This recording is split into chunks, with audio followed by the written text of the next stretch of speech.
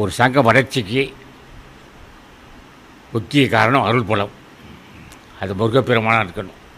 அகத்தீசா, முருகா, ஞானபண்டிதா, ராமலிங்க சாமிகளே, மாணிக்க வாசகா, கரூர் தேவா, இந்த சாப்பிடத்தை வழிநடத்தப்பா, நீதான்ப்பா வழிநடத்த சொன்னால் வழிநடத்த.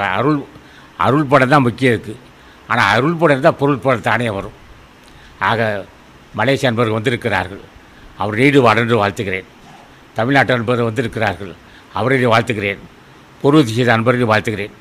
ஆக பிறர் வாழ வேண்டும் நினைத்தால் அங்கே கடவுள் இருக்கிறான். நான் கேட்பேன், காலையில் கனவிலும் பிற உயிருக்கு தீங்கை செய்யாதற்கு அருள் செய்யணும்னு கேட்போம். கனவிலும் பிற உயிருக்கு தீங்கை செய்யக்கூடாது.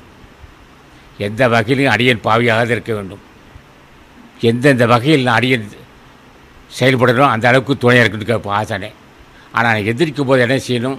முருகா, ஞானபண்டிதா, தாயே, இல்லை தந்தையே, இந்த பாவியை காப்பாற்று தாயே என்று ஒரு வார்த்தை சொன்னால் போதும். முதுபுறு தலைவன் முருகப்பெருமான் யாரோ கேட்டால் அந்த என்ன வேண்டும்னு கேட்டார். உன் திருவடியை தினம் பூசிக்க வாய்ப்பு கொடுப்பா, அது ஒன்று இருந்தால் போதும். எல்லா வேலையும் எல்லாமே செய்வோம், எல்லாம் சிறப்பாக நடக்கணும். ஒரு தினமும் திருவடியை பூசிக்கணும். முருகா, ராமலிங்க சாமிகளே, மாணிக்க வாசகா, திருமண தேவா, காலாங்கிநாதா, போகமகார செய்யா, கரூர் தேவா, அருணிநாதா, இந்த பாவி ஒரு பார்வைப்பாடு சொன்னால் போதும், அனைத்தும் வெற்றி தான். என்ன வேணுங்க பாரு, அடியை ஞான சித்திக்க வேண்டும், அடியனுக்கு ஞான சித்திக்க வேண்டும், அதுக்குரிய அறிவும் பரிவுக்கும் வந்து கேட்கணும். இதான் வேண்டுகோளே. மணிக்கணக்கு வந்து பூச்சி அவசியம் இல்லை.